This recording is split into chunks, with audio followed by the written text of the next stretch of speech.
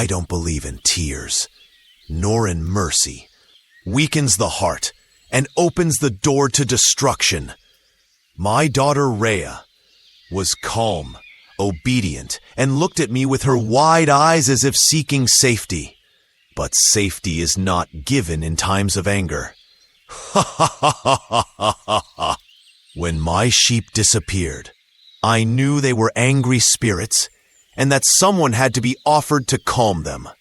That night, I decided to offer them as a sacrifice, an irrevocable sacrifice.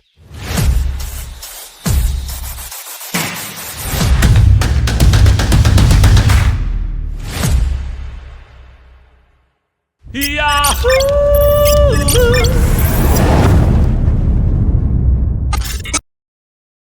My name is Raya. I was a small girl living in a distant Sudanese village, far from the noise of the cities. Our village was simple, its houses made of mud, its women filling clay jars from the river each morning, the scent of burning wood drifting through the narrow alleys. I lived with my father alone, after my mother had left this world many years ago. A departure I never truly understood. My father was harsh, as if his heart had been carved from the stone of the mountains surrounding us. And yet, I loved him, because he was my father, the only one I had left in this world. Every morning, I went out to tend our sheep. I would run after them, singing the little songs my mother once taught me. In their eyes, I saw silent friends who would never betray me. I didn't know that day, a day that seemed so ordinary, would be the beginning of a nightmare that would change my life forever. At the end of the day, when the sun began to lean toward the horizon, I realized that 4 of our sheep were missing. My heart froze in fear.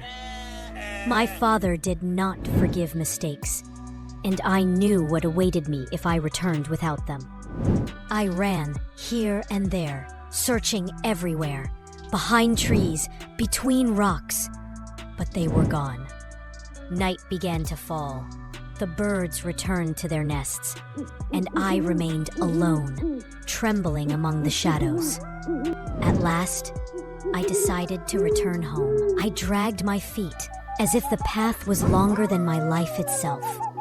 When I reached our mud house, I stood at the door, breathing heavily, my fear entering before I did. He was sitting by the fire, his eyes burning brighter than the embers. I whispered in a trembling voice, "Father, 4 of the sheep are gone." I tried to find them. I couldn't finish my sentence before he shouted, and his stick flashed through the air, striking my small body. I screamed. I cried, but he did not stop. He beat me as if he wanted to pour all the rage of the world into my fragile frame. When he finally grew tired, he sat breathing heavily, then looked at me with a gaze I will never forget. His voice came cold as death. "Either I shoot you dead, or I throw you into the old well." The blood froze in my veins. I didn't understand. Was he serious? But his face was stern. The devil himself seemed to speak through him. My father believed in magic and witchcraft. He spent his nights with those who claimed to speak to spirits. He believed the loss of the sheep was a curse from the spirits he served, and that if he offered me as a sacrifice, they would forgive him. I begged him. I cried. I kissed his feet. But he did not listen, and in a moment of despair, I chose the well. Perhaps I thought dying there would be gentler than dying under his hand. That night, under a black sky, he took me to the old well behind the mountain. I walked beside him, barefoot, trembling from fear and cold. He looked at me for a moment, then gripped my hand tightly. I screamed, clinging to his robe, begging him not to do it. But he pushed me, and I fell. One scream tore through the night, then darkness. I was falling fast, my body hitting the rocky walls, until I caught a branch jutting out from the well's side. I clung to it with all my strength, my small hands burning with pain. I screamed again and again, but no one heard. He stood above for a moment, then turned and left. He left me there, as if I had never been born from his flesh. The first hours passed with deadly slowness. The walls of the well were cold. The smell of rot filled the air. I heard strange sounds, wings fluttering, crawling feet. Snakes slithered around me. Scorpions climbed the stones, and bats circled overhead. There was no water, only hunger, darkness, and fear. Each night I shivered and whispered to myself, "God, if you can see me, please don't leave me alone." There was no food, no water. I licked the drops of dew that formed on the stones at dawn and slept curled up, holding my knees. I lost track of time. The sun and night no longer existed for me. Only darkness remained. One day, I heard the voices of children playing near the well. I screamed with all that was left of my voice. "Help me! I'm here!" They stopped. Then I heard one say, "It's the voice of a jinn," and they ran away screaming.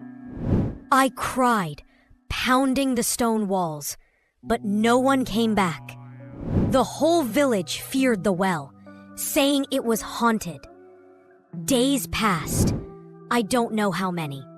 Then one day, after 40 nights of loneliness and terror, I heard a different voice. A man's voice. Strong, but warm. He called from above, "Is anyone down there?" I shouted, "I'm here! Please help me!" I heard his gasp of shock, then him calling the villagers. Soon, people gathered around the well. I could hear them arguing, "It's the jinn!" "No, it's a child's voice." Then I saw a rope lowering from above, and the man's voice said, "I'll go down myself." His name was Abdel Khair, a young man in his mid-20s, his dark skin smooth, his face noble yet weary, a white turban wrapped neatly around his head, wearing a simple dust-stained white jalabiya. When I saw him, I saw in his eyes something I hadn't seen in so long.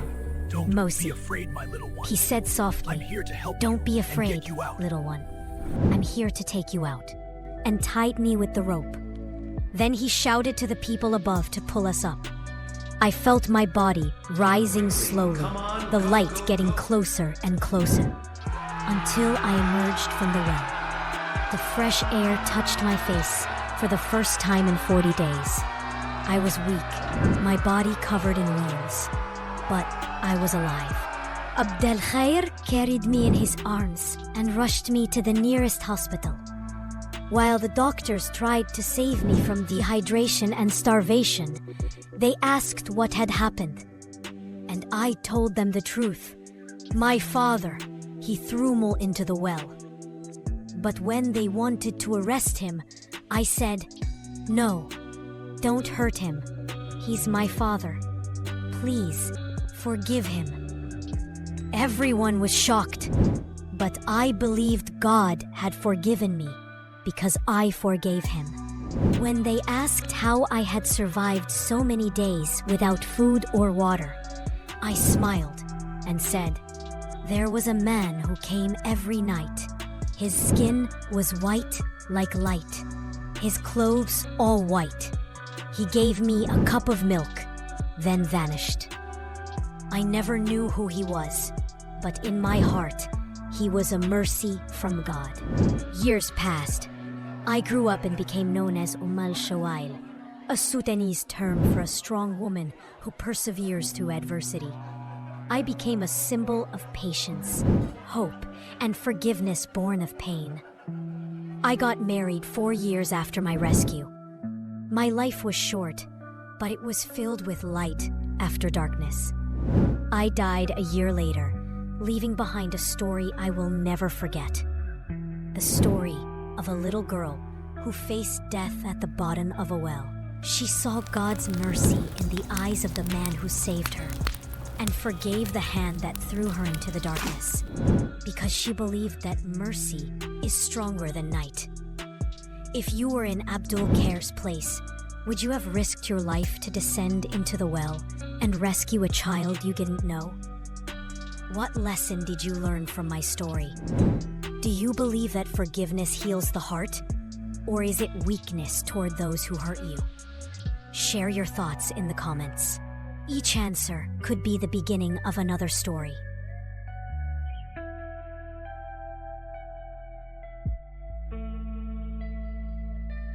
Or type of data. Thank you for watching our followers.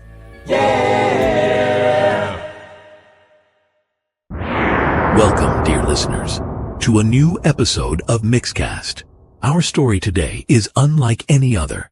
It began in a small Sudanese village and ended with a miracle that deserves a place in the memory of humanity. Our guest today is the man who was the reason a little girl survived 40 days in a dark well. Welcome, Abdul Khair. Thank you, Victor. Greetings to you and to everyone listening to us right now. Abdul Khair, when people first heard Raya's story, they all asked the same question. How could a father turn into a monster toward his own daughter? Where does such hatred come from, in a heart that's supposed to be born with love? Hatred, Victor. It doesn't appear all at once. It's like smoke rising slowly from a small fire. A fire we keep feeding with fear, ignorance, and anger. Raya's father wasn't born cruel, but loneliness, poverty, and superstition, they consumed his heart like fire devours wood. When a man's darkness lasts too long, he begins to hate the light itself, because it reminds him of what he lost. You say darkness consumed his heart. Do you think hatred can be inherited? Was Raya at risk of becoming like him one day? Maybe, if she hadn't carried her mother's light inside her. But Raya didn't follow her father's path of sorcery. She chose another way, the way of forgiveness. Magic promised her father power, but forgiveness gave her peace.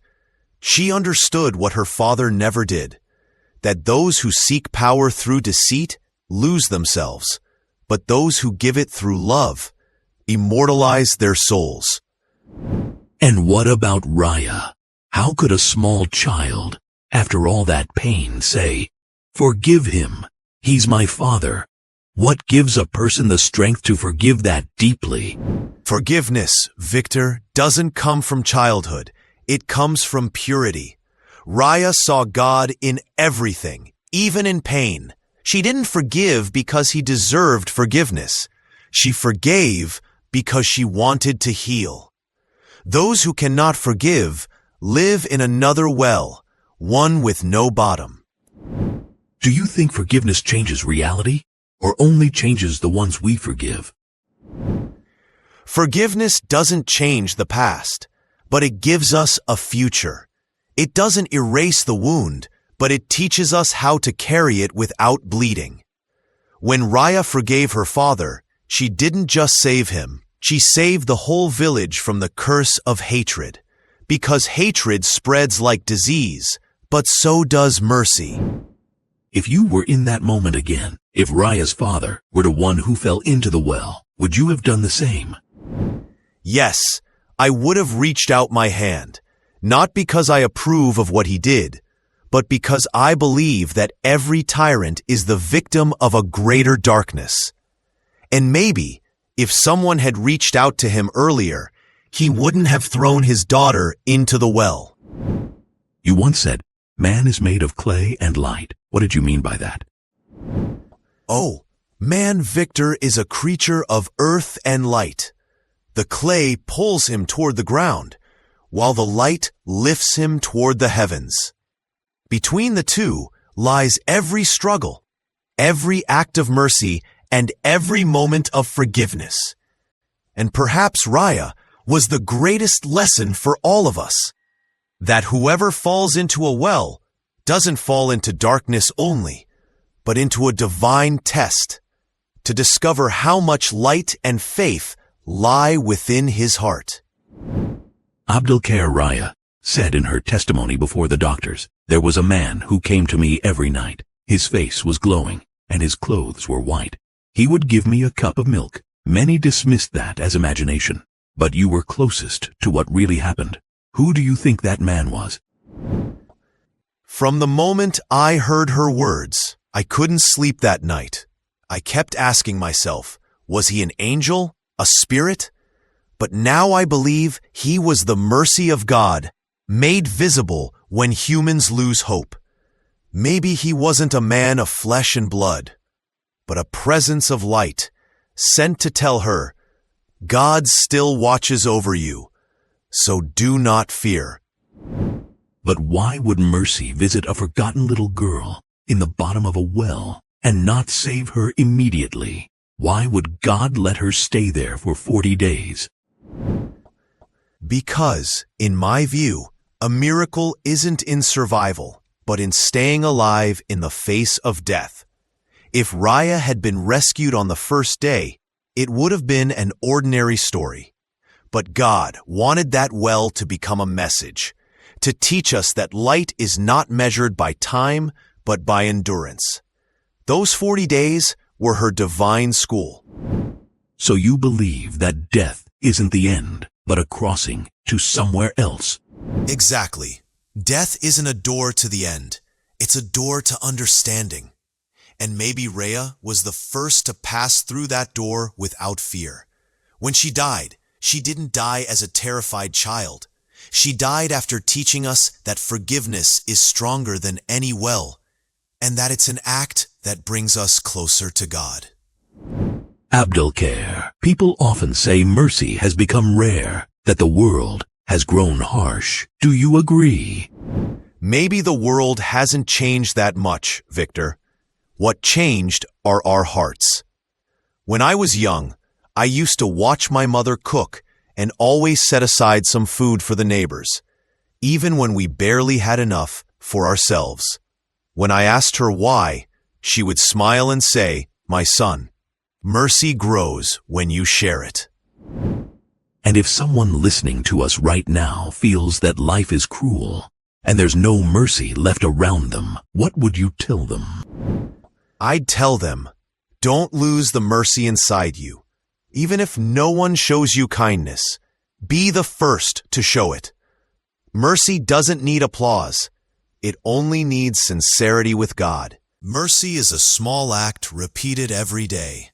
A kind word, a gentle look, or silence in a moment of anger.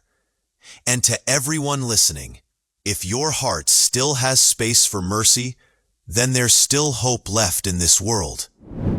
That's beautiful. I wish everyone could listen to you today, not just with their ears, but with their hearts. Thank you, Abdelkair, for being here and for reminding us that mercy still exists, even if the world sometimes forgets it. Goodbye. Yeah.